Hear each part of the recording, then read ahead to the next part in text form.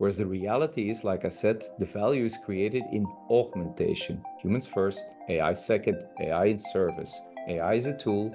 How do you use it?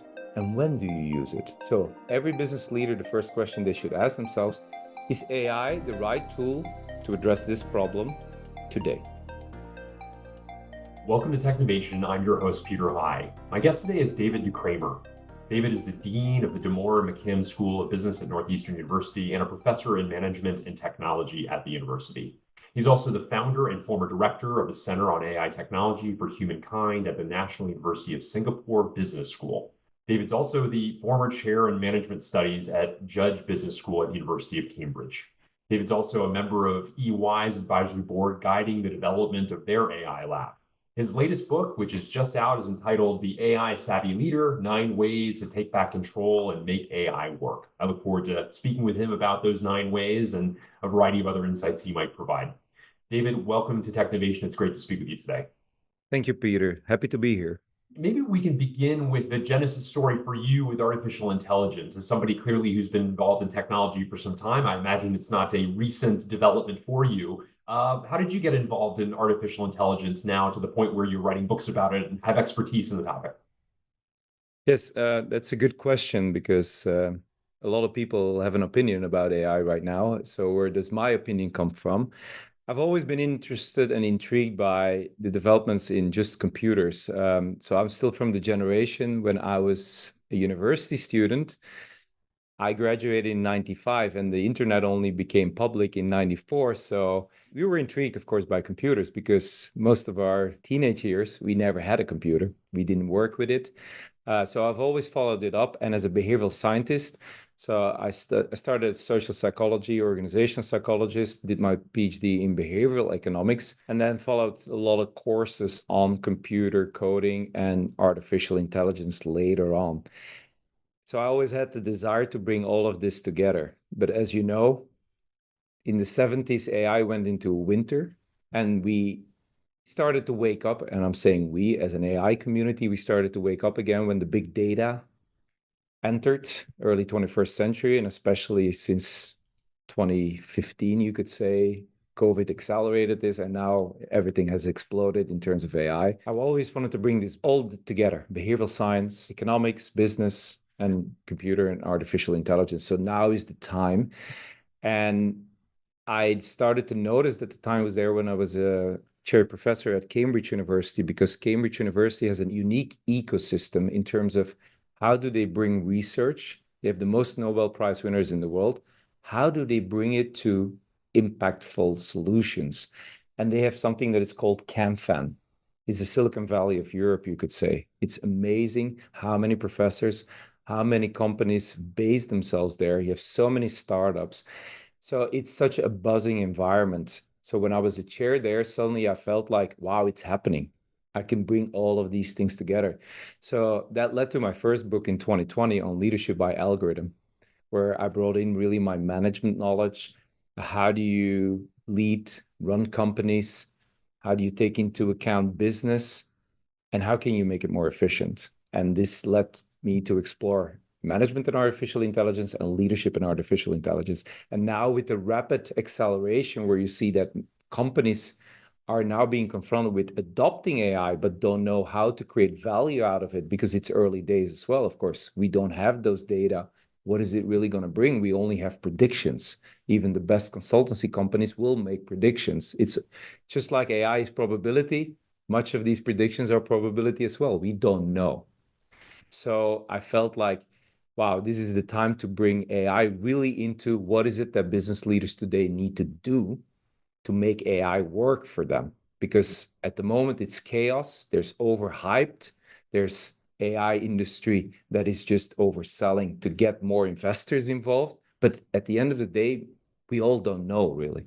I wondered also, how do you use artificial intelligence to your day-to-day work, especially perhaps generative artificial intelligence? It's a very good question. Being in a business school university, obviously we're being confronted with an older system where we graded essays, papers. Now this being generated by AI, and AI cannot detect AI. So as a dean, I've made the decision very clearly: students can use Gen AI, because now what used to be final product where we graded students on is the input today, your essay, what you generated. It's a transition that's happening in the classroom from content, which is generated, and that's what we use to grade, to knowledge. So as professors, as teachers, as educational institutions, it's our job now to say, okay, great, you can use AI as a tool because that's what it is. And in education, as business students who will be business leaders, can you use it as a tool to make better decisions and actually elevate yourself? So a transition from content to knowledge is also about making it self-relevant, purpose-driven. What is it that you want to achieve in business? And that is still a human activity. So as we say, you use AI whenever, but in the classroom, it's moving to discussions. That's where the human brain matters in developing that kind of critical thinking. What are you going to do with the tool in itself? And how did you use it in writing the book? There's at least a passage where you ask it a question and you provide the Yeah. response it gave you. But I wonder, do you use it in any of your writing these days?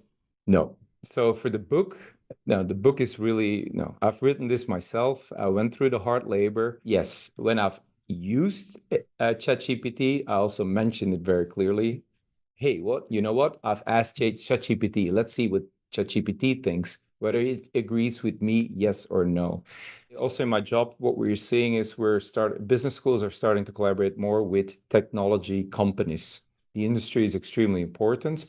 And for example, in my own work here at Northeastern, we have 14 campuses, which we call a global network.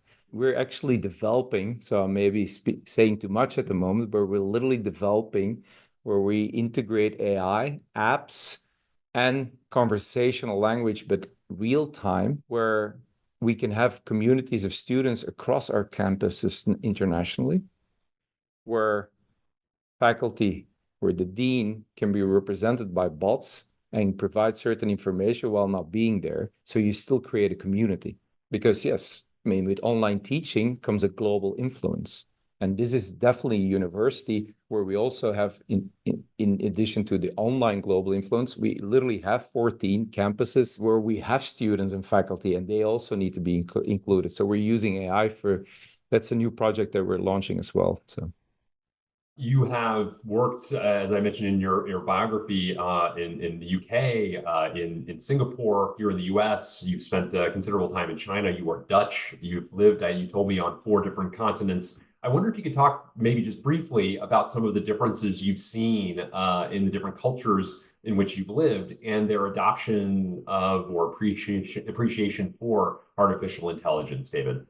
Yes, lived in 4 continents, speak 5 languages because you have to adapt. So that's already one thing of a global traveler. And we have the digital nomads now. Huh?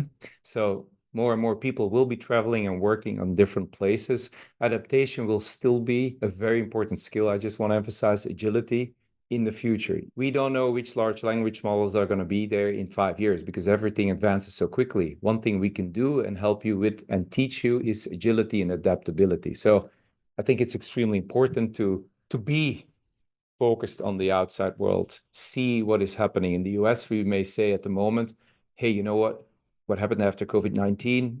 Is there truly globalization? Well, you know what? I can tell you there's re-globalization happening at other places in the world already right now, and you need to keep your eye on the ball. So that's definitely one message.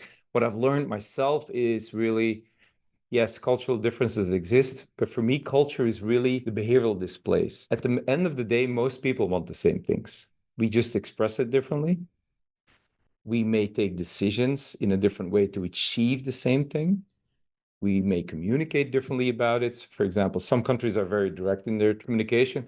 I was born in Belgium. I also have Dutch roots. So we're very direct in our communication. So people had to adjust here to that as well. But I use it basically as a management tool, transparency, where people had to adjust to. So after a while, you become very aware of what are strengths, what are perceived weaknesses, and how do you balance that in getting what you want, basically. So it's been my experiences, the more you've been in different countries, not necessarily I've lived in another country for 20 years, but just exposed to different cultures and different countries, helps you to become much quicker adaptable, but also seeing how you can stay yourself and negotiate within that context to stay yourself. So that's been an amazing adventure, and I think a skill that everyone should have. With respect to artificial intelligence, There are differences. So you've referred to my Center on AI Technology for Humankind. So we did several surveys in Asia, comparing it with the West, and some interesting findings were Asia is actually, most countries there are more willing to experiment more quickly. So we know in China it moves fast. Of course, there's a centralized government, which makes these data are easily accessible or, I mean, demanded. There's no choice in that sense. But that also makes, of course, things can move much faster if the government supports it. So certain innovations will happen quicker. But also in Asian societies, people are much more willing to experiment and be part of that experiment to say so that they have to use the technology. You may remember we had self-driving cars, but then in California a few years ago, they said, like, we don't want to do that anymore. We don't want to put it out there. Whereas, yeah, in China, in Singapore, they will keep doing this because they push the risks a little bit further. That's one difference. Second difference was really in terms of data management. Because they go so quickly, their data management is less developed as in the West, I would say, in terms of like regulations. Yes, they have regulations very strictly, but among companies, data sharing, they're less likely to share than in the West. And I think it does have something to do with the pace.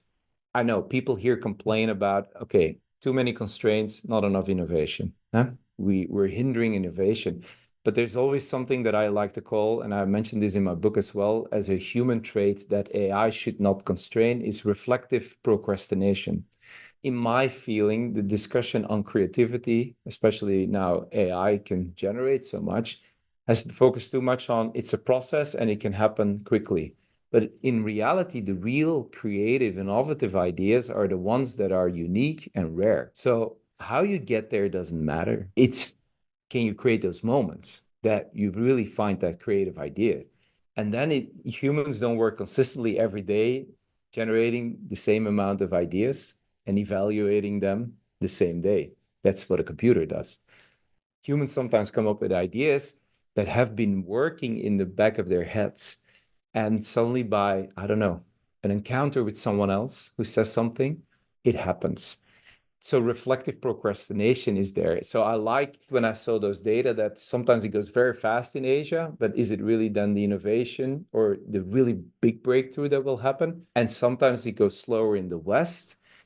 And that's fine sometimes because on the longer term, I don't see any disadvantages of that. Let me put it this way. Really interesting reflections. And I can see already these ideas and how they've impacted your writing in your latest book, The AI Savvy Leader. In the book, as is noted in the subtitle, Nine Ways to Take Back Control and Make AI Work, you highlight these 9 ways. They are learning, purpose, inclusion, communication, vision, balance, empathy, mission, and emotional intelligence. And it's funny, it was only that when I got to the conclusion of your book that I recalled just my reflections on looking at the table of contents before digging into the book, a point you raised, which is you may have even scanned the table of contents of this book, here I quote you, and thought these are just core leadership skills. You say, you're right. The truth is, AI savvy leaders are just good leaders who work on their core leadership skills and apply them with specific techniques in the context of revolutionary technology. And it's interesting, none of those 9 are technically centric. They're not even AI specific, but rather advice to humans to lean into those aspects that make us human, complemented by what AI can do for us, which I found particularly interesting. And so I wonder maybe just a brief reflection. I'd love to dive. I've got some questions for you on some of the 9 in a moment. But as you reflect upon your own learnings, clearly you do see the power of AI working with humans, and but that it's the human first and AI second. Isn't that seems like a thread you pull through the book?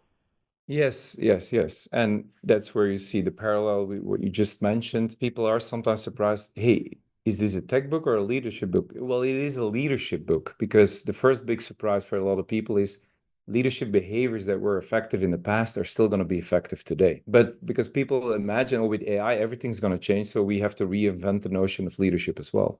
No, yes, you need to have some tech understanding. That's why I call it the AI savvy leader. Because the biggest challenge today is can you, as a leader, with the adoption of AI in combination with a human workforce, create the value that is needed?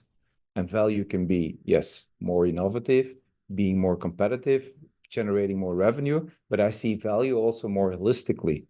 because the general idea, the original idea of AI was to elevate humanity. So AI is there to elevate human intelligence. Artificial intelligence is not there to replace human intelligence. That was never the intention, nor should it be the intention, because AI on its own and humans on its own will be suboptimal compared to the interaction between both.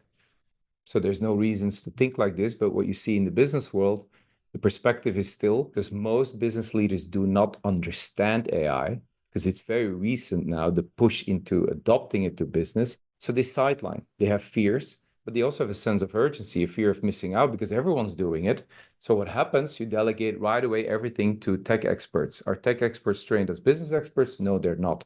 So as a business leader, what you have to do today is two things. You need to be the alignment between the organizational purpose, which was always the case. What is it that you want to achieve? Serve the stakeholders, mobilize and motivate your workforce to achieve that. But you need to make an alignment with an understanding of AI as part of that new workforce. And this is a challenge for most people because they have to learn about something that at the same time they have to adapt to. And that induces a lot of fear and a lot of sidelining. And the result is that most of these AI adoption projects fail. Upscaling is extremely difficult. We see all the pilots, they work, but the upscaling is much more difficult. And the real value is only achieved when you can upscale, because the real value of technology is a J curve. It's not plug and play an immediate value. Never. It has never been. And it's the same with AI. So as a leader, then you need to understand it's a change management process. So many of these leadership behaviors that have always been effective in change management processes are, of course, important now today as well. But now you have to learn to use AI to make that change happen, which means be savvy enough. And what is being savvy enough actually? Being savvy enough means understand the strengths and weaknesses of an AI and understand the strengths and weaknesses of a human. When I teach 1 hour on that, most business leaders suddenly already realize, oh, but then I need AI, but then actually I don't need AI.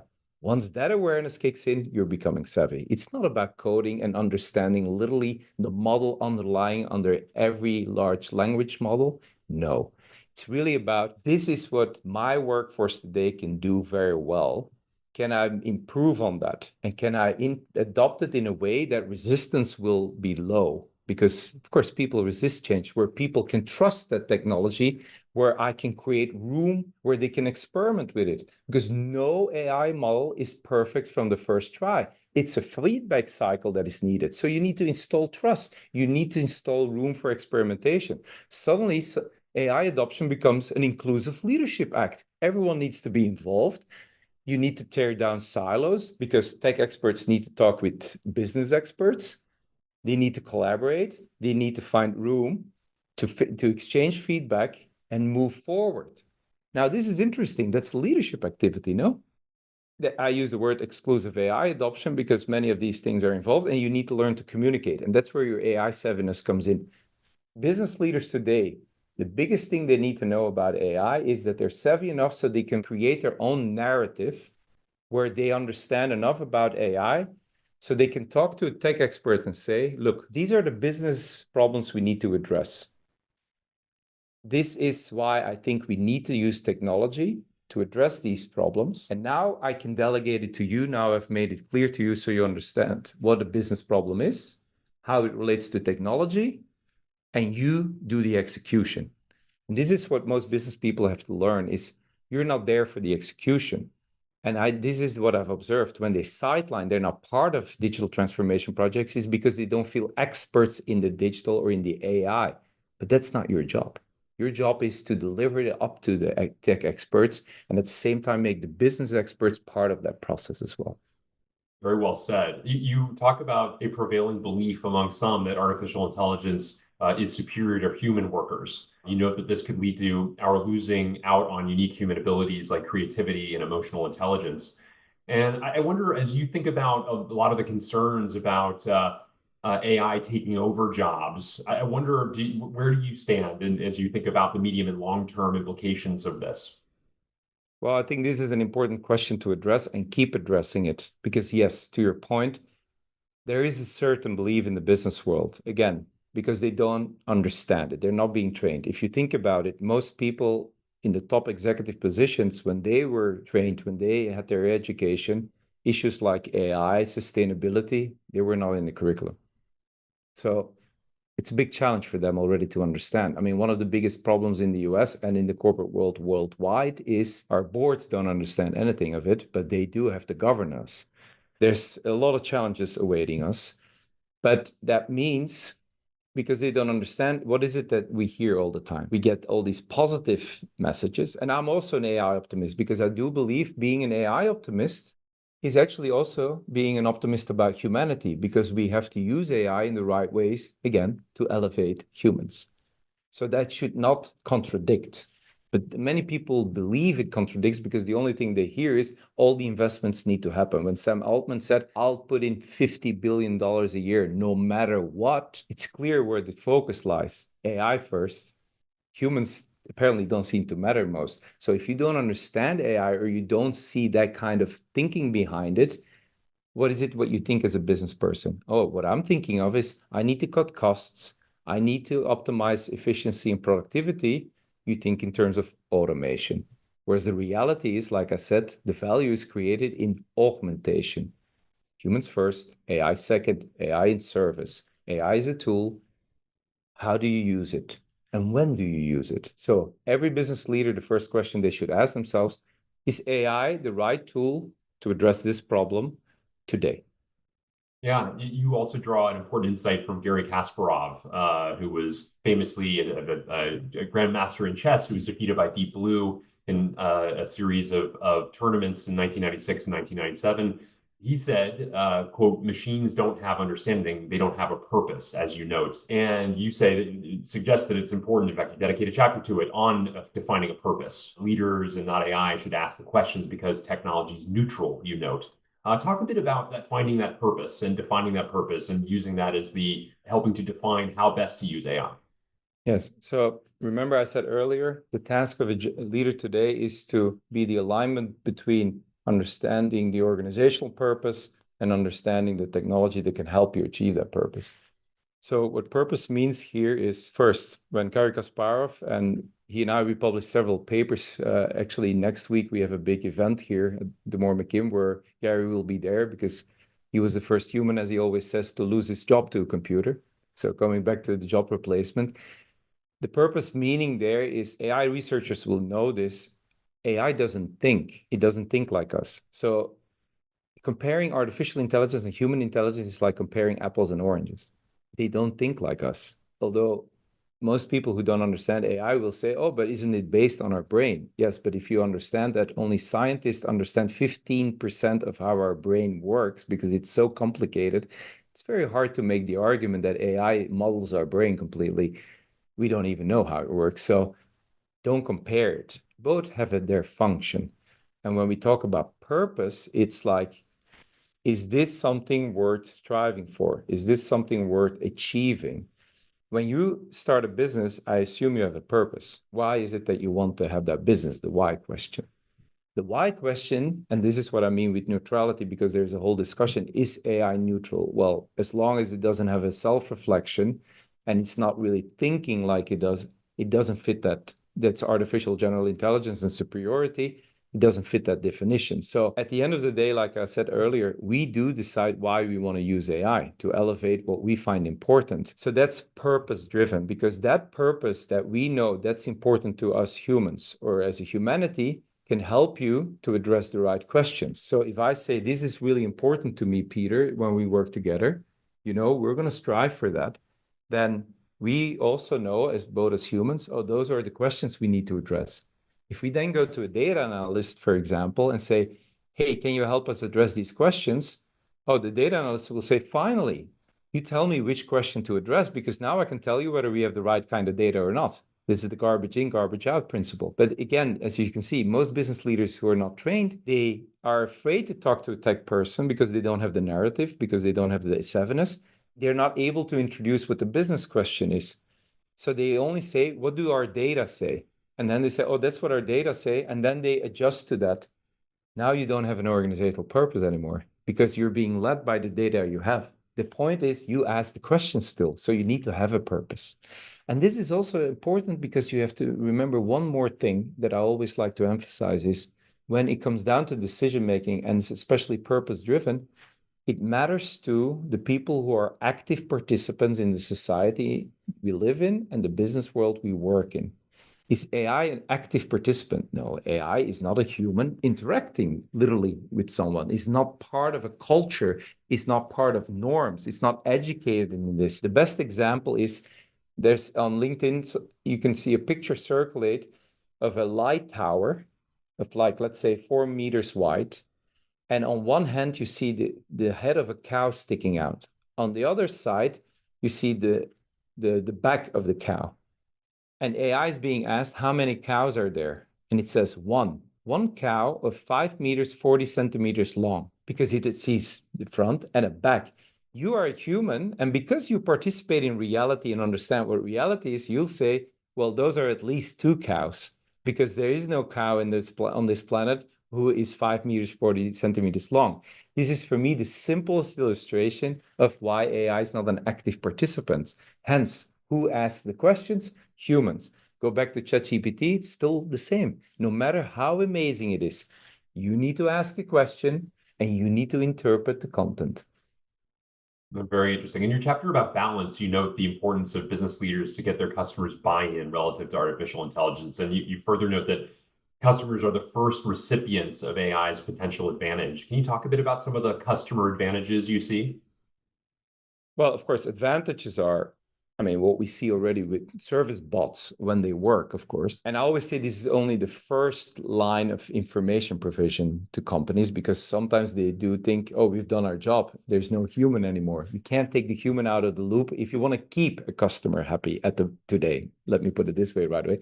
But service bots, they can provide information. If you look at it, Peter, in terms of what is happening in smaller startups and how they want to apply AI, there's a boom happening today, literally today, on the use of bots now, where they will put information about specific information. They can make it custom tailored to your company, to a person, by feeding it all the data they have about that person or that company.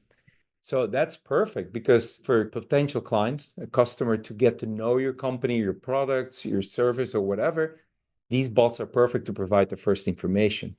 Now, today, in 3 generations, this may change, but today people want more after that. So in a way, bots are there to filter whether are you really interested, bringing the customer and then bringing the human in the loop. So you provide further tailor-made, but also human-directed service. And like I said, most companies now think, oh, we just replace. This goes back to my earlier point. They think in terms of automation, whereas it's augmentation. You see it a lot in financial services, where I always jokingly say banks started off with personal treatment was important into connections because they wanted to have your money so they could keep loans out. Today, you have to be extremely wealthy to see a person even providing you bank service. So it has changed, but I'm not sure this is the way to go, to be honest. But again, an augmentation perspective is really needed there because customers also, they still decide on your reputation. And also with everything online now, they provide now reviews right away, real time. So that's extremely important that, yes, automate because that's what they expect, but at the same time, put it in how you're going to keep the human in the loop and what the human is going to do with customers. Another thing is also that you need to understand that with AI adoption itself, and that's one of the biggest challenges today for companies, is we are adopting AI, which is a change management project. Now we understand that. That means a lot of things are happening. But at the same time, customers will still expect the company to provide at least the same level of service as before the change. So balancing that is extremely difficult within the company. Hence, this goes back to, of course, your leadership needs to be in place. You can't have just tech experts driving your AI adoption because you've got your customers out there who may say that's all fine that you're adopting AI and you're promising all kind of better service and more advantages, but today I still want to be served and be respected as a customer. So finding that balance is a big challenge. So business leaders are a crucial part of an AI adoption process. Great points all. I mentioned at the outset that you've been a member of EY's advisory board, and I'm sure this has given you reason to think about the impact that AI will have on the services industry generally and the consulting industry more specifically. Can you talk a bit about what conclusions you've drawn through the thinking you've done there and the advice you're providing? Well, it's a recent position. So what we're looking at is really um, business and society. So what are the trends? What is happening? What are the potential impact? And that's important. As you know, it's always important to be proactive. But with the AI thing, it's what I've learned is that although everyone talks about it, it's going to change everything. I mentioned this earlier in the conversation, overhyped. Yes, we can be confident, but to be honest, most of us don't know where the story is going to end and what its real impact is going to be. And I don't want to scare people about this, but the reason why I'm saying this and that this is an important point is that it's a step-by-step process. But if you listen to the tech companies who need investors, of course, we're living already in a futuristic world. And that leads to discussions like, is it an existential threat? Oh, last year, stop everything, stop the engines for 6 months because it's getting out of hand. And my take on these things is that I have no problem how fast AI science develops and how more we get to know about it. There's no problem there. There's never been a problem in history with knowing more. The issue is how to apply it and how we're going to use it. And that still comes down to a human decision. So when I say AI ethics, everyone thinks about, oh, technology itself has a moral compass, maybe, or how do we put it in? How do we code it in? What's the model? How does it emphasize it? Because it's also biased like humans. It's not just technology AI ethics. AI ethics is also a collaborative effort between a human and an AI, because at the end of the day, the human has to decide how to use the powers of an AI.